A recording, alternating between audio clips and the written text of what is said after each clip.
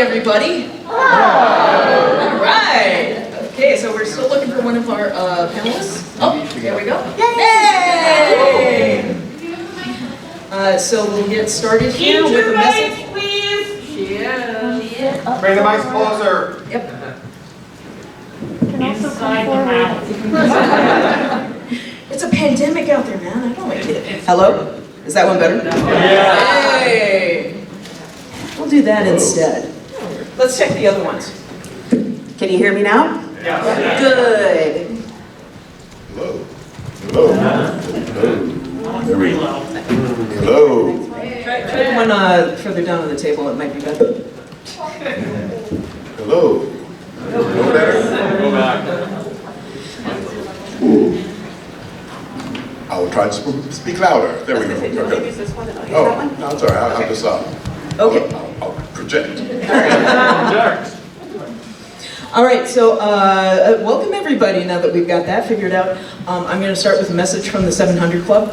699. You have stumbled into the abyss of fire. You are no more. I could have still defeated me. There is no protection. You will burn forever and ever in eternal torment. You are no more. Go. Go.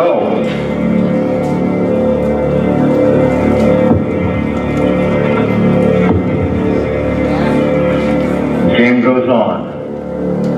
Roll.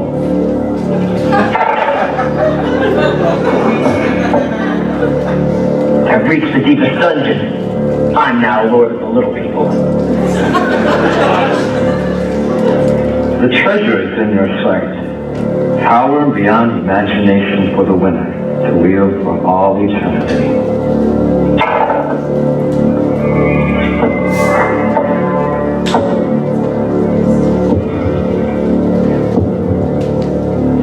Fate turns her face against you. The dragon has you in its mouth. The dragon slowly closes its mouth.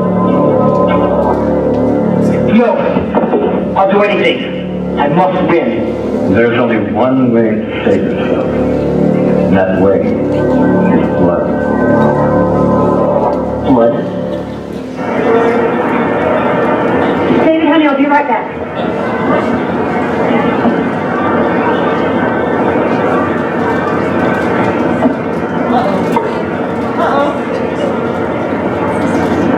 Only blood will satisfy the dragon.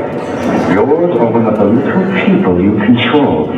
You may substitute their blood for your life, but without a sacrifice, you lose all. You die a horrible death. You lose the power.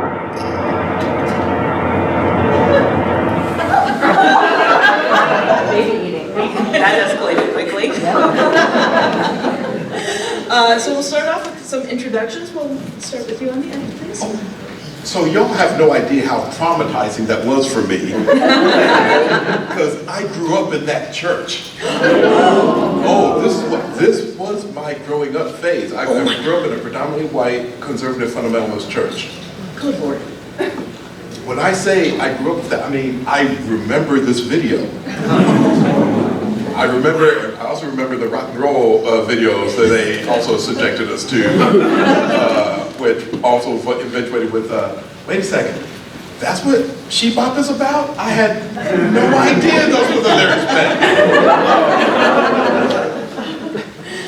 Maurice Broaddus, science fiction and fantasy author. Oh wait, what else would be confusing? I'm good. All right, cool. I'm good. Easily traumatized, apparently. I would disagree with that, though. I've watched some of those things, and they are terrifying, especially if you have to put in the belief and such. I am Hertzey. I was a little young, and my parents were not really into the whole satanic panic piece. I learned about that later and basically became kind of obsessed. So I love reading and watching some of these videos and just pointing out if you open the book, you will see that none of this happens. And so also tonight in the God Awful Theater party room, we are having the Satanic Panic Night for the however many years we've done it, where we're going to have some of the more theatrical with movies that they created. Also, the Law Enforcement Guide to Satanic Cults. Yes! Which is terrible. Yeah, about 5 years ago, the convention is familiar with Killer Bee's improv movie show, which happened last night in this room, which is probably why the soundboard screwed up. I'm sorry.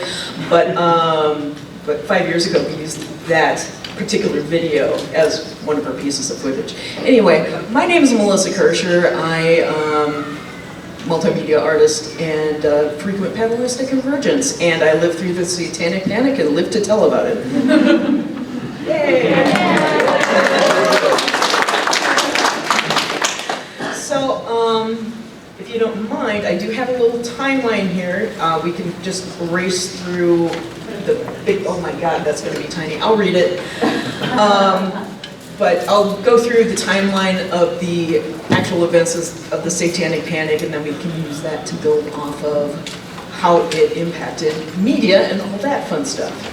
So, in 1967 to 1976, 3 big movies about Satanism, Rosemary's Baby, The Exorcist, and The Omen, all came out and were huge hits.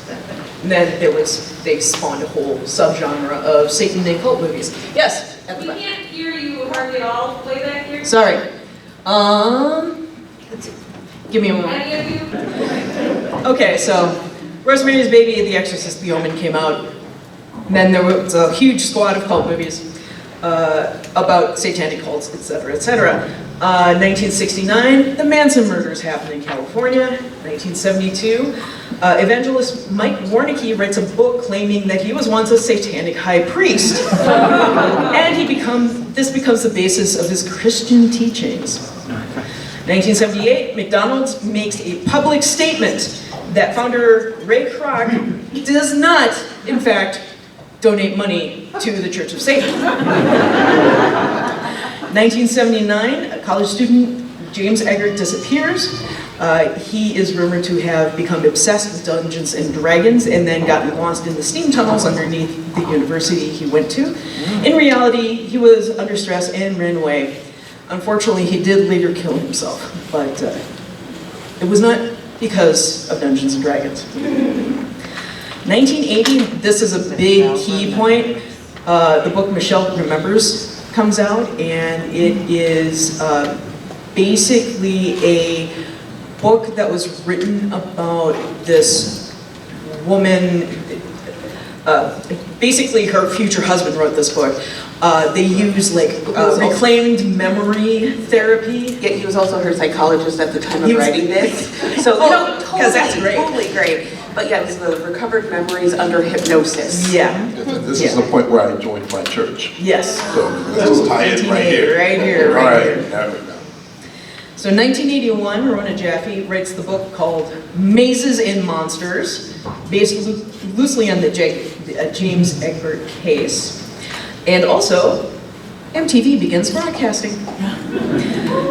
1982, accusations are made by multiple evangelists that musicians are hiding backward satanic messages in their music, also known as backmasking. The amount of camps I had to go to at this point. Oh boy.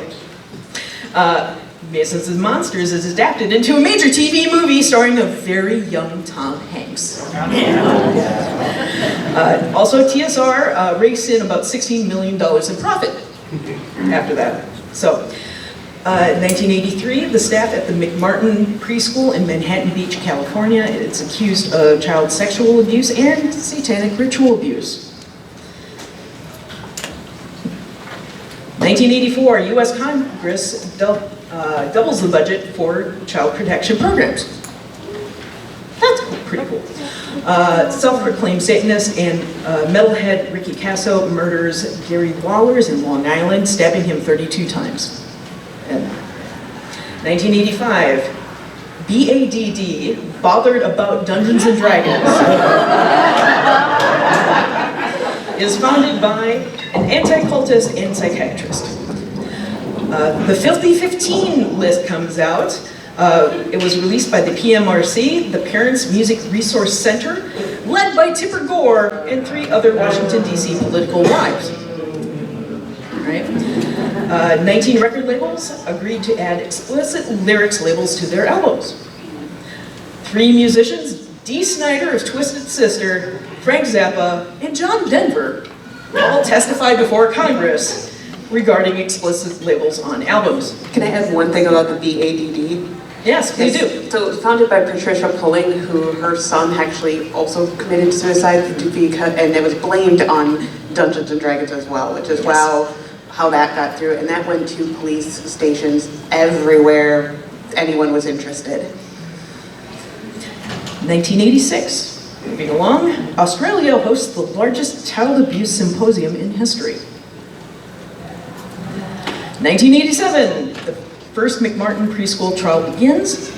Geraldo Rivera produces primetime television expose about secret satanic cults. And accusations of satanic ritual abuse appear in Nottingham in the United Kingdom. 1990, the first McMartin preschool trial ends in acquittals. Second McMartin preschool trial begins and ends with a hung jury. 1991, satanic ritual abuse accusations are made in New Zealand. 1992, satanic ritual abuse accusations are made in Canada and Norway. And also Mike Warnicki's claims, remember the satanic high priest who went Christian? Mike Warnicki's claims of being a former satanic high priest are debunked by Cornerstone magazine. Oh, there's also marks where I left my church. Yes.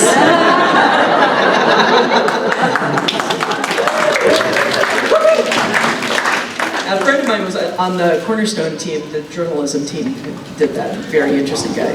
1993, 3 teen boys, later known as the West Memphis Three, are accused of satanic ritual murder of 3 second-grade boys. They are convicted of murder in 1994. In 1995, Geraldo Rivera apologizes for the 1987 special. 1996, articles about Satan worship appear in Egypt. TV movie Indictment, the McMartin trial, airs on HBO, which portrays the McMartin accusations as a product of overzealous media. And in his book, The Demon-Haunted World, Carl Sagan writes a whole chapter debunking recovered memory methods. Hold on, I gotta pop up. Recovery methods used as evidence for UFO abductions and satanic ritual abuse. 1998, books published in the UK about satanic ritual abuse. 2007, new forensic evidence is entered in the case of the West Memphis Three, ultimately leading to their release on a plea deal in 2011. They served 18 years in jail. And finally, 2021 and 22, Swiss television journalists released 2 reports that revealed that conspiracy theories related to satanic panic were still held by many Swiss people, including police officers, teachers, doctors, and government officials. So we are still seeing echoes of this, and what I didn't put on here was Pizzagate, which you might recognize as very similar to some of the stuff that happened in the 1980s. So that's what I got for the timeline, and so that is what we're talking about. There was a whole generation of music and art and games and movies and TV that were influenced by this stuff. And there we go. So where do we want to start? I mean, I do have the Mazes and Monsters trailer right here. Okay. I was just thinking about just having grown up in this, like literally grown up in this. Like when we started doing the youth group seminars on Dungeons and Dragons, Yeah. I'm like, wait, there's a game? You can imagine yourself as a wizard and you can battle monsters? I'm in. And so you don't know my level of disappointment when I had my first game with my first DM, and I'm like, whoa, this is it? There's no like actual blood or anything? Like, so there was that, but then this has triggered a whole lot. So I'll try with me for a minute. The second thing that brought up was the whole Tipper Gore thing. Oh, because, like I said, this was a white church I was going to at the time. And so we had not one, not two, but we had 3 different youth group meetings over, backwards masking, rock and roll music, da da da da, and I'm just like, none of that music applies to me, so I'm good. And then, so eventually they got hip to the fact that I'm like, I can listen to what I want. And then they did, I guess, so Prince released Purple Rain in 1984. Yeah. And so he had that backward masking piece, and so they were like, aha, Maurice, this also applies to you. And I'm like, okay, that's great.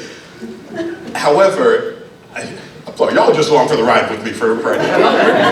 But like, for as much as Tipper Gore and all them were railing, like none of y'all, and by the way, church bureaucracy, none of y'all had the same impact on me as like my grandmother, she just derailed all that with one simple sentence. I was listening to Prince, Purple Rain, and around the house, doing my cleaning, doing my chores and everything, and she just like, hey baby, what did he just say in that song, Darling Nikki? I'm like, nothing, Grandma. No, go ahead and repeat it for me. Repeat it for me to my face. Sorry, Actually, I've got the Filthy 15 right here.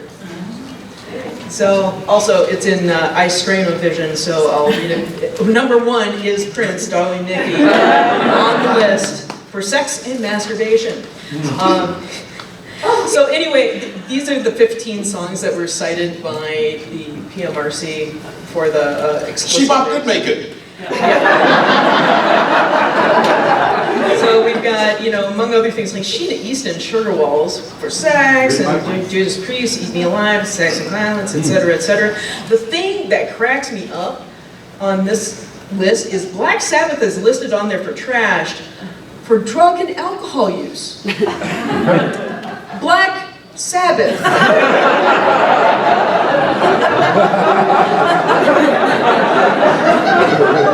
I mean, yes, it is drug and alcohol abuse, but it's there in the name. If you're looking for sadism, it's right there. Oh, yeah. Twisted Sister, we're not going to take it. Oh, yeah. For violence. Anyway, that's where that is. Did we want to bounce back to D&D and see the Mazes and Monsters trailer? Oh, sure.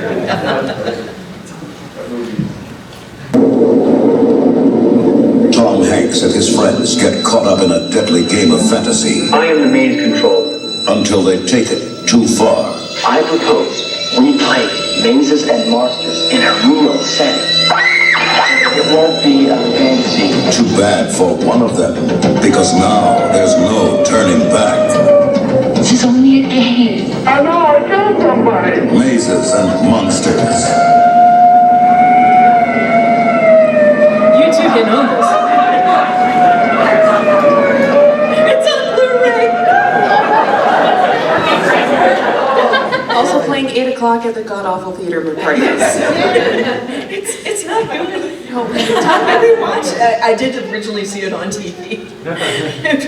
When it was first on TV, and then rewatched it like 2 weeks ago. Oh my God, it's terrible. Tom Hanks actually refuses to talk about it. There's an interview where somebody brings it up and he's just like, oh, come on. No. So, again, y'all just, welcome to my therapist. Oh yes, please, please. So, like last year, me and my family went back and revisited that church and we left. And because my son, actually my wife's brother was being baptized at a church, and we were like, all right, well, in the name of solidarity, let's go be supportive. And I was curious, I wanted my family to see, like, this is what we grew up in, and so I want you to see, these aspects of, this is out here, we have a family of like, it's open, we can talk about anything, wherever you are spiritually, we want to be a safe place where you can talk about anything you want theologically. That's my current Christian practice. Except for that. So we go to this church and like literally, like me and my wife, this is technically where we both met. We just met in junior high school, and then I renounced Christianity and white people, and then we didn't go full circle for a long time before we did get back together. Welcome. so we go there, and like literally the new pastor is the son of the original pastor. And like halfway through the service, he is like, hey, you know what we're gonna do? We're gonna do a rapture practice. And I was like, we do this now? And literally he has the whole church drum stand up. He blows his imaginary trumpet, and like everyone jumps into the air.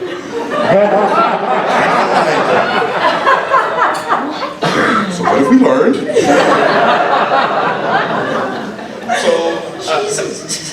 Right. So, this was last year. Okay, what you need to do if you ever go back and they do it again is take off your clothes, lay them on the thing, and then run.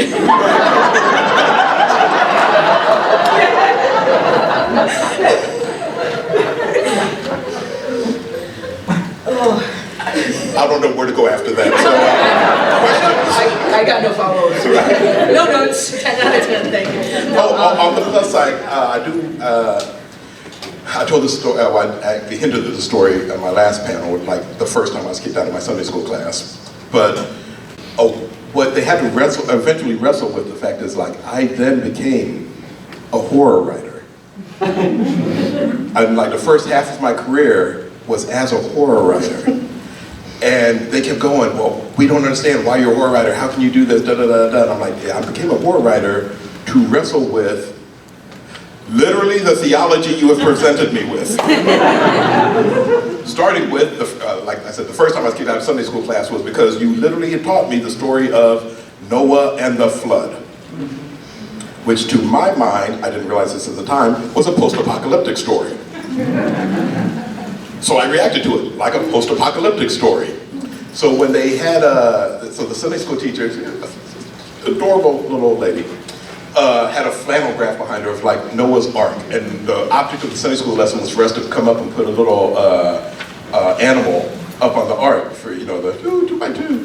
And so I remember the pastor's son goes up and he puts up a giraffe, and then his buddy comes up and puts up a lion onto the ark, and then I get up and I like put like bodies floating on the water.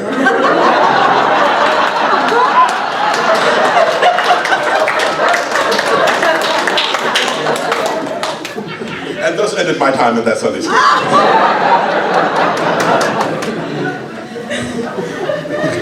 They can smell a critical thinker.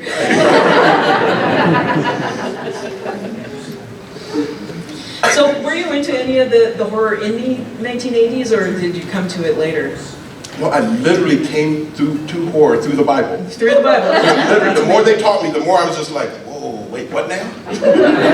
Tell me more about these revelations. Literally, it just became a whole thing. So like the first half of my horror career is literally me deconstructing my church, deconstructing the things that they taught me, and then wrestling with the whole idea of like, there's a whole, horror is literally the best genre for me to wrestle with spiritual issues. It literally is, it naturally has the whole language of spirituality built into it. I mean, we saw it in literally what kicked off the Satanic Panic. Yeah. That was all horror stories. And I'm just like, no, we are asking profound questions. We are reacting to the reality of evil in the world. This should be embraced. This should be encouraged. We should be able to have dialogue around these issues. Instead, you know, running and hiding and barricading yourself behind a wall is not going to get us there. It's not going to be productive. So that actually marked the third time I was kicked out of the church.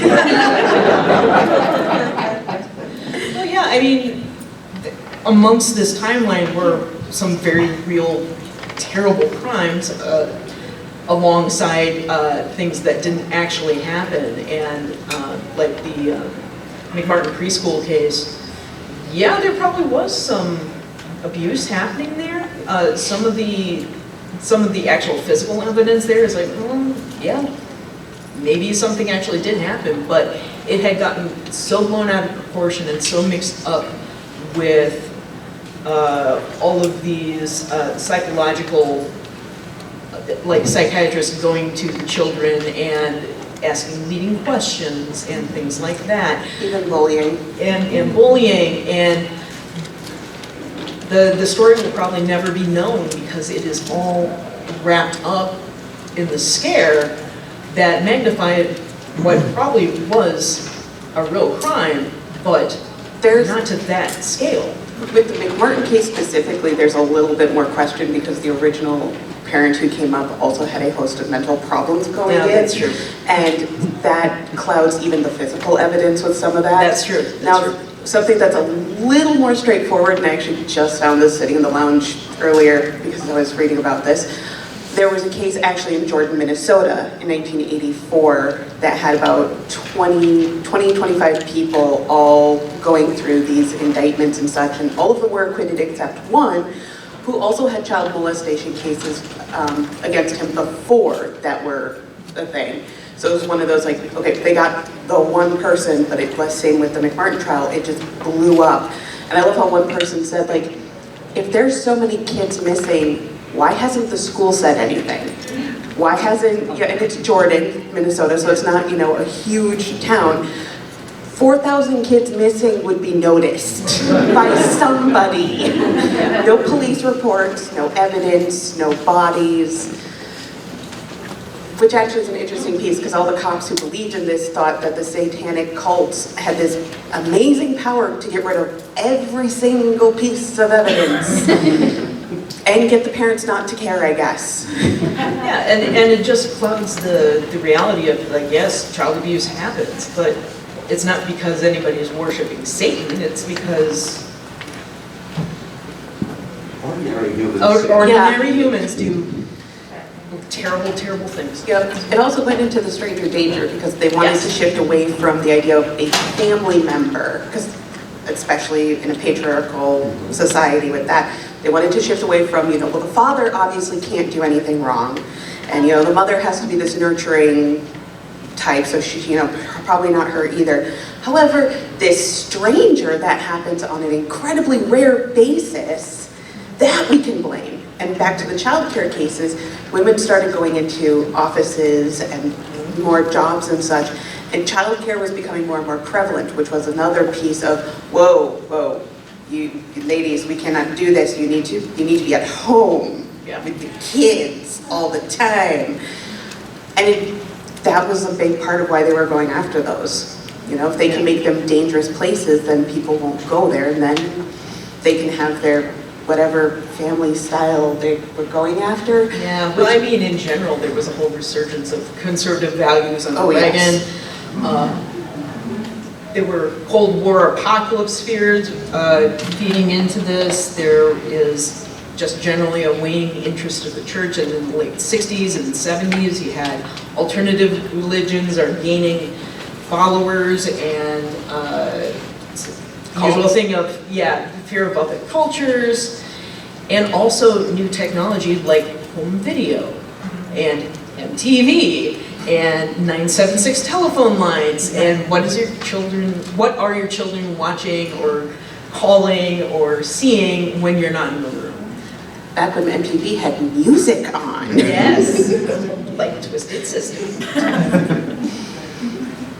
Also, the D&D was kind of a new style of game at the time. Yes. Yeah. Like there had been like the miniature war reenact strategic games. War games, thank you.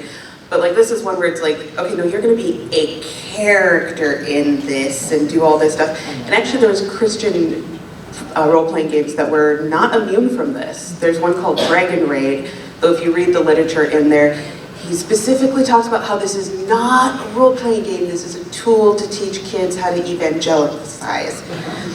But if you get far enough, you get a talking lion. Yes, very, very influenced by C.S. Lewis. Actually, the gameplay of that was really interesting because I have a copy at home. But the evangelical parts were pretty... Evangelical. Yeah, well, yes, in fact, the way you did a spell was you had to memorize a Bible verse and you had to say it without looking. And the different spells would do different, well, not spells, because again, we don't want to do magic here, but the different verses could do different things. And it was oh, and then the troll, and that was bad because the troll is trying to distract you from a mission, and it distracts you with going to the mall, or going to the beach, or going to a music festival. By the way, your mission is to find somebody who's been captured by goblins and is potentially being tortured. Or we could go to the beach. Oh my goodness. So yeah, we can throw things out to the audience. So obviously this is a huge subject for a 1 hour panel. Does anybody have anything that we would like to discuss? Oh, so. You got it. Hey, I'm not sure what these papers are for. Should I hold these up? Yeah, Yes, yes. yeah, those, yeah, there's, if you haven't been in a panel yet this time, those colored pieces of paper, if you have a question, hold it up and we can call on you by color. So it makes it easier to call on people. So go ahead, Vina. But yeah, so the Satanic era, well, it's an era that's before my time, because a lot of it happened before I was born. The effects of it still remained in families, to the point that in the 2000s, we were still struggling with wanting to play D&D. I was 14. I asked, I want D&D for my birthday. I didn't know what it was, but I was into reached it and it just seemed to click. And I was like, my sister's like, no, you can't. And I was like, why? Because it's of the devil. Straight up water boy bombed on me. And I'm just like, oh, okay, I'll accept that without thinking about it because it's the year 2000 and I don't have Google. Yeah. But yeah, it's only now that that stigma is starting to go away off of it. Well, it's because geeks have inherited the earth. And I like to think that it's also morphed into a lot of the conspiracy theories we see nowadays, because there's a whole thing about, well, there's Satanists abusing children in these underground tunnels in DC as opposed to Los Angeles. underneath a pizza parlor. That doesn't have a basement. That doesn't have a basement. But yeah, the funny thing is, I feel like the Satanic Panic was one of the best things that happened to D&D, because it was great advertising. It really was. Yeah. Seriously. So I now teach at a private Christian middle school. Because naturally. For that. And I remember one of my, and so I would always get that, I'm actually surprised that game that you mentioned didn't like pop up on my radar at some point. Because I know that as soon as I started listening to rap music, the church would hand me tapes like Rapping for Jesus. Oh yeah. Which I'm just like, oh. And speaking of Trump, I could actually still recite that. Oh, it was bad. It's interesting how in the church we would have to have these conversations. It's like, yeah, you want to come at D&D, but C.S. Lewis is right here. Mm-hmm. C.S. Lewis is right here. And you mentioned, all you have to do is open the book. Mm-hmm. Right. Yeah. And I'm like, yeah, you want to come and see us, even if you discard C.S. Lewis, have you actually opened this book that we talk about? Because magic. All through the thing.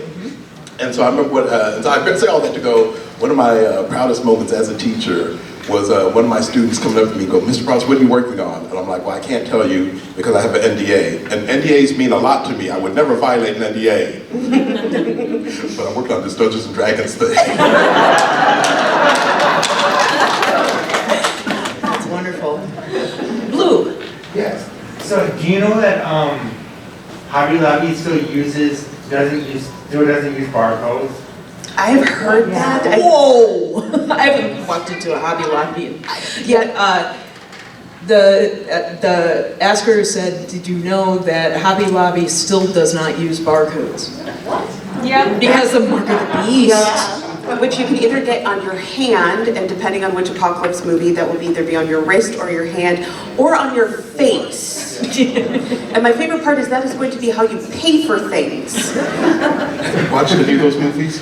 I listen to a podcast that reviews them, and so they give the whole breakdown, and every time it's like, why your face?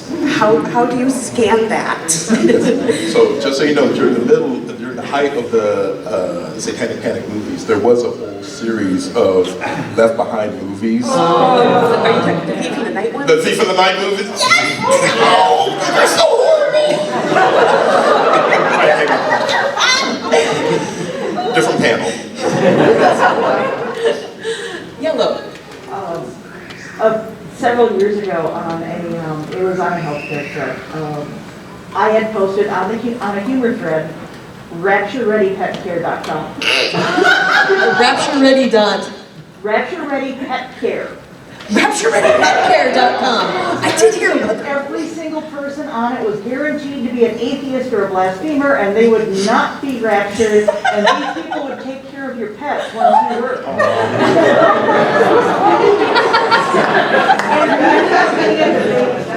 Amongst way more people than I expected as to whether you could trust the atheists and blasphemers to not eat your pets after the rapture and how you would solve that. There's, in those, for the folks in the back, yeah, for the folks in the back, there was a brief anecdote about RaptureReadyPetCare.com, which is run by atheists and blasphemers who will still be around after the rapture to take care of your pets. The apocalypse movies really do have this thing where as soon as the rapture happens, which depending on which rapture is going to be like 144,000, 144 million, but that everything turns to chaos just immediately without a second thought. And I'm like, you know, we still would have rules, and I know many atheists and I'm one myself, and most of us would just be like, huh, well, I guess Terry's not here today. It just occurred to me, I can do this. Whoa. Look at this. Evil technology. Okay, so I have a quick question and then a follow-up question after that. Did any of you ever listen to Adventures in Odyssey? Yes, you gotta get closer. Okay. Did any of you ever listen to the radio drama Adventures in Odyssey? It sounds familiar. Okay, it was like, I will say the production value and the voice acting was top notch, but the content was awful. It was a Christian radio drama in this little town or whatever, you know, and all that. And I will admit there were a couple of more wholesome, like benign episodes that were pretty good. They did one around Dungeons and Dragons where they called it Castles and Cauldrons. And as a kid, most of the satanic panic stuff, I was kind of like, oh no, you can't be involved in that because it's satanic. And I was just like, oh, okay. Dungeons and Dragons was the one where my parents were worried about it.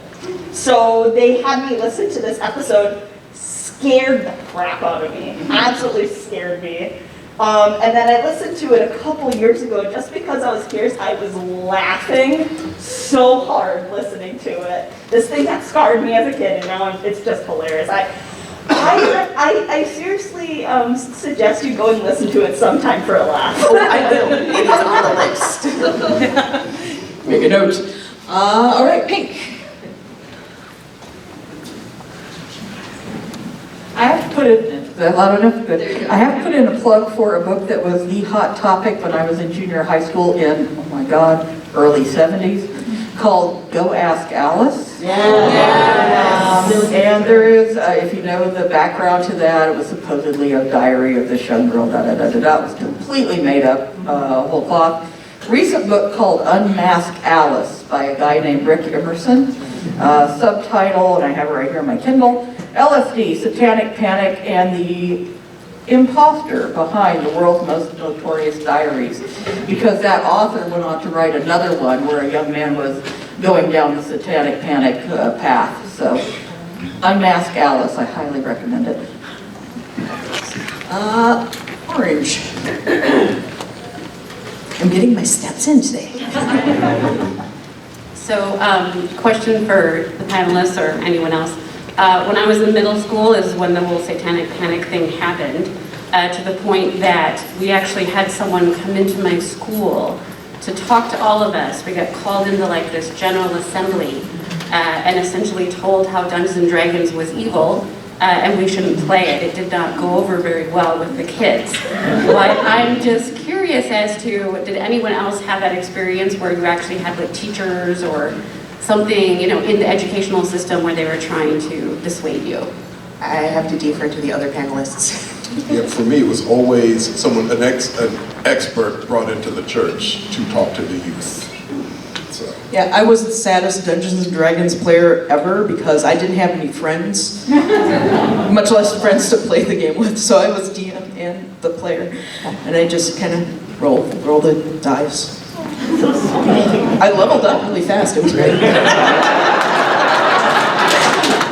But nobody came into my school, unfortunately. I wonder if you could put the Satanic Panic in context of other it could kill your children type of panics before and after it. Oh, I was going to say, Pizzagate's definitely an easy one. There was a thing about Pokemon, because the whole... Card game. The card game, but also the show, because Pokemon, Pokedemon, which that is a huge culture thing. But yeah, there was somebody who thought those were satanic. Actually, if you go on YouTube and you just start looking some of this up, there's still channels that will do a lot of this. The Tylenol pill scare? Yep, that would have been good. I actually definitely. Yeah, I saw one where it was a 15-year-old girl who was talking about Halloween candy. Yep. Rainbow parties, yes! Oh yeah! That's a more recent one, yeah. That was so stupid. There was a lesser one about Harry Potter before. Harry Potter. Before, yeah. All right. So I guess I was lucky. My 5th grade Catholic school teacher put on my report card that they wanted me to be reading less D&D books, mostly modules.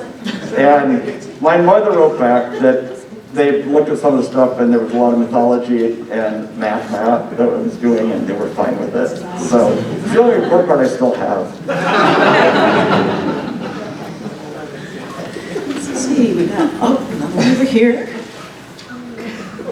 So I guess for some younger members of the audience, like we know about some of the really obvious Satanic Panic films that are mentioned, and there's been some recent literature like Devil House that just came out, which is all about that. But do you have some other recommendations for like great films or literature stuff from that era? Because like I don't even know what Pizzagate is. So.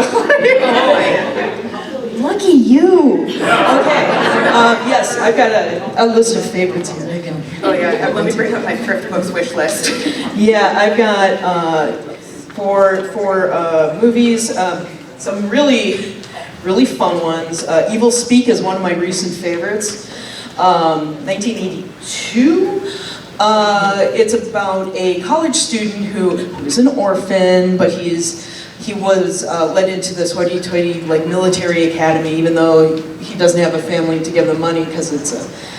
But anyway, he's a lonely guy. Doesn't get along with anybody, and all the jocks are teasing him, and so he learns how to use the Apple IIc in the library, and learns he can summon a demon.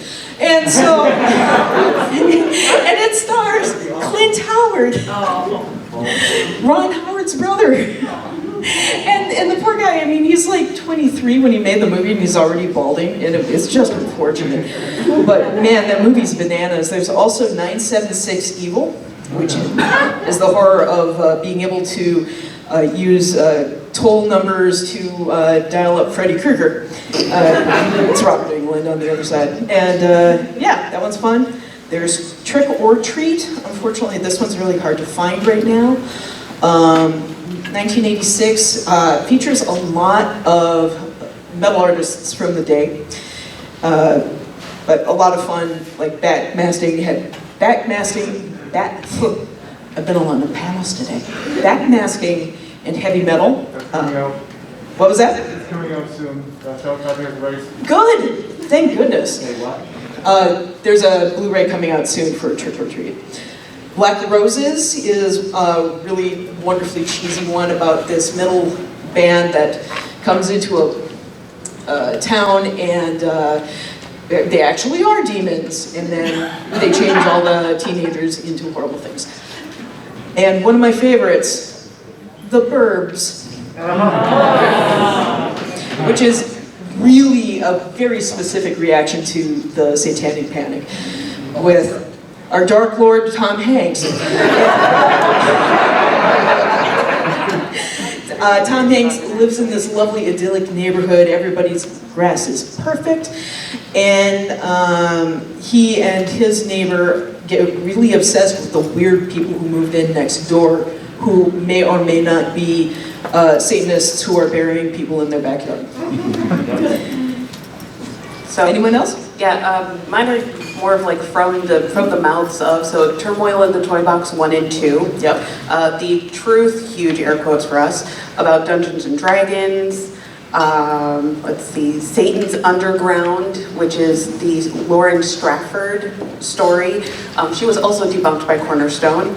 As far as one that's not like that, this actually I picked up a while ago and have been reading almost nonstop this weekend, is the Satanism Scare.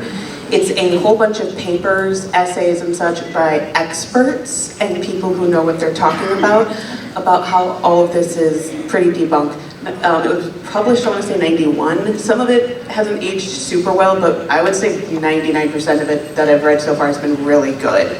The cover also is hilarious since they're basically debunking things. I also have, by the way, don't read Myths and Monsters, it's kind of boring. Anyway, so Satanic Panic, this is a recent publication. It's a pop cultural paranoia in the 1980s.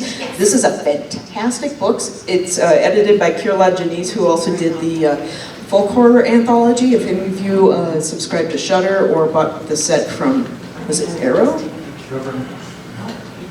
Yeah, I'm sorry. Seven, sorry. But yeah, this is a series of essays about different facets of the Satanic Panic, and the one my friend wrote about being on the Cornerstone journalism team to bring down Mike Warnicki is in here. There's a great essay on the burbs, and everything in between, from what the Satanic Panic did in England and in Australia, and music, and they actually talked to a few actual Satanists, and so on and so forth. There's a little bit of everything in here. It's a really good one. All right, we'll go with you.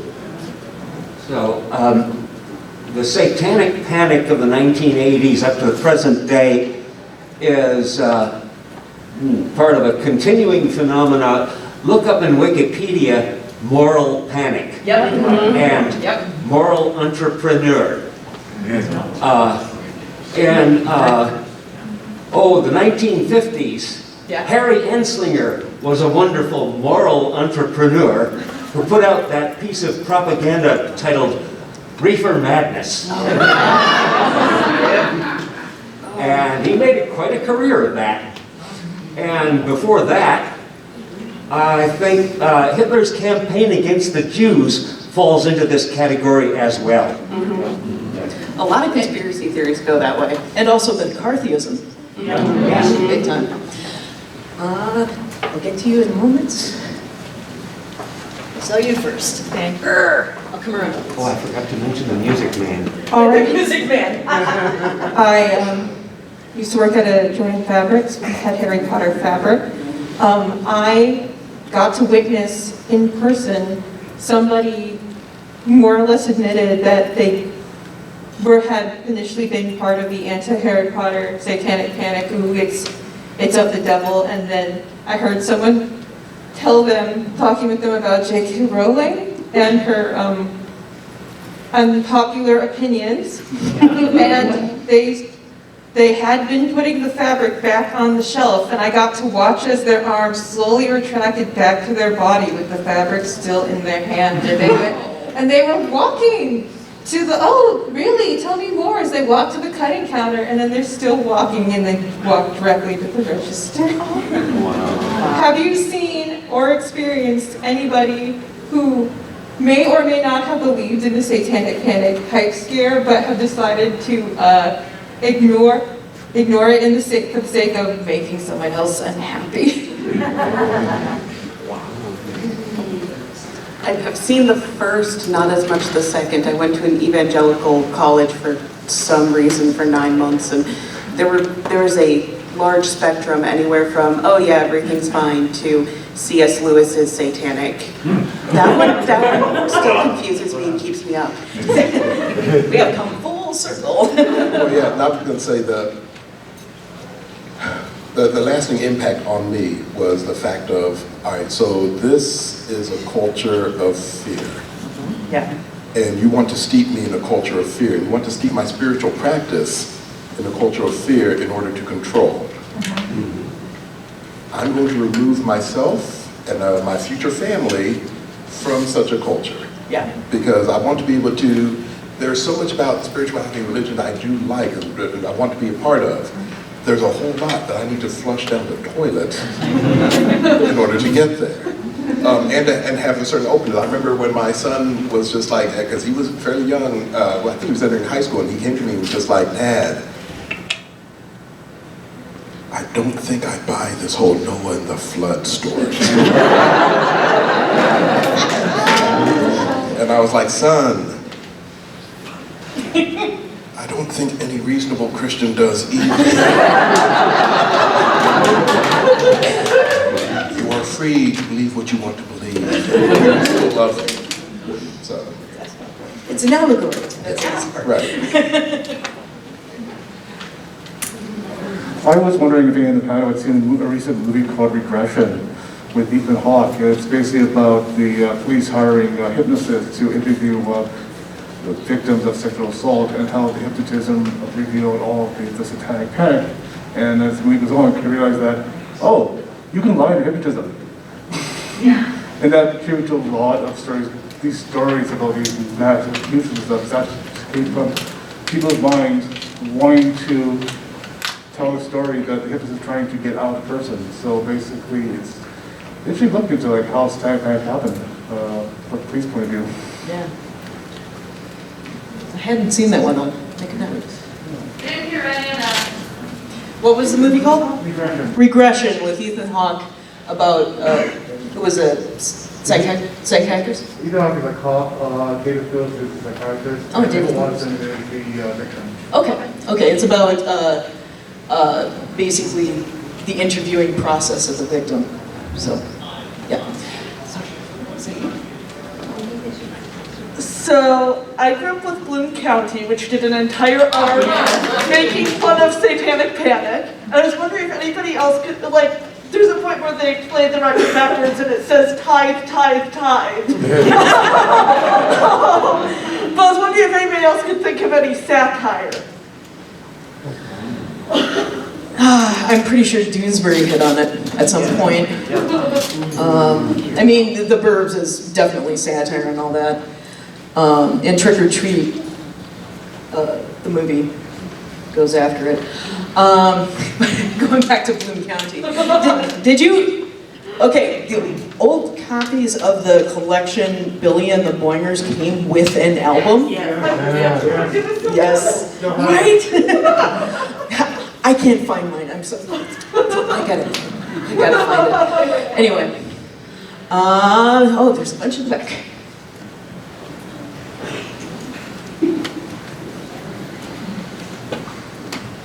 So, I grew up in a Lutheran household, and my mom wasn't as strict, but my cousins, for example, couldn't read Harry Potter and that kind of thing, so we were adjacent.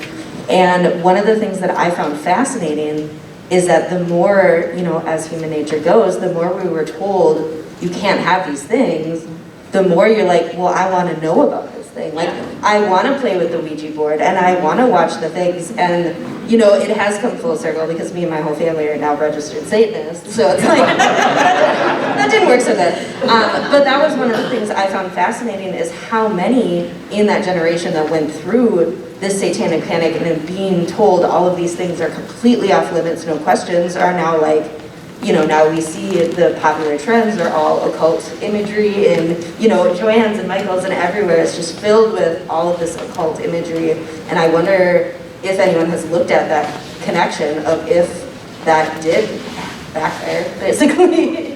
Oh, yeah. Oh, definitely. I mean, the whole thing about, D&D got a lot more popular because of the satanic panic. Heavy metal just boomed like crazy in the 80s. There were plenty of bands that leaned into it too. Oh yeah, absolutely. And also white metal happened, like Striper and a few others. Yeah, and yeah, that's a whole. That's a thing. It's a thing. I'm wondering if anyone has, anyone on the panel has read any material that sort of examines when when you dig deep enough, the all too creepy conclusion I keep seeing in all these moral panics is if you dig deep enough, that's all just, you know, blood libel being repackaged over and over again. It seems like that's every moral panic. Maybe it is targeted anti-Semitism, but otherwise, but maybe it's not. But it seems like it always ends up getting there eventually. Not specifically, this is a podcast called Knowledge Fight. They follow Alex Jones, and one of the things that they've done is they've kind of noted how a lot of his stuff can actually go into that anti-Semitic stuff. And they even did like at least part of an episode about the protocols of the Elders of Zion, or as they call it, anyone who talks about it is called a Pez dispenser. But a lot of that stuff kind of falls from, a lot of the stuff we hear now from that comes from that document, which is fraud and not real and absolutely horrible. But yeah, there's a lot of cultures and stuff that get caught up in, well, not caught up, but blamed for things. You see that with the LGBTQIA+ community as well. What was the name of the podcast? Knowledge Fight. It's by two guys named Dan and Jordan. That's how they say the name, it's hilarious. They've been doing it they started with Trump's inauguration and have been going ever since. And they even do a huge thing with the Sandy Hook trials, so. All right, we have just a couple minutes. We'll just do one more. I see the yellow card right there. With nostalgia so big in Hollywood right now, particularly 80s nostalgia being such a big thing, I wonder if any of the panelists or audience who lived through the Satanic Panic have any opinions on current shows like Stranger Things or other things, what they get right, if there's anything that's more of a cliche of the time as opposed to what actually happened, stuff like that. Yeah, Stranger Things pretty much hits the nail on the head, I think, for a lot of it. I didn't live through it, so I'm kind of I'm down a season or two on Stranger Things. Man, I feel like my geek card just got revoked. Okay, maybe one more. You've been had your card. I just put it up. I was wondering if any of y'all have heard of You're Wrong About? Yeah. You're Wrong About. Oh, yeah. You're Wrong About the podcast? I have not. I've like heard it in passing, I think, but anyone else? Yeah. Okay. One of the podcasters has actually been writing a book about the Satanic Panic, like for years, and many of their episodes are about this. So. Thank you. All right. We are at time. I do want to do one special thing. If anybody would like to come up here, like I'm looking for one person to praise our Dark Lord Tom Hanks, and you will get a prize. I saw your hand first.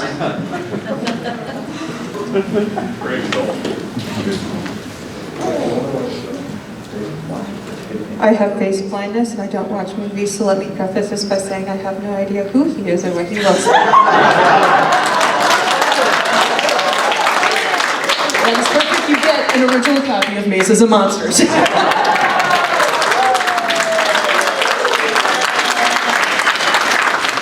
Thank you, everybody. If you have any questions, comments, continuing discussions, come on up, say hi. Thank you so much for joining us today. Thank you.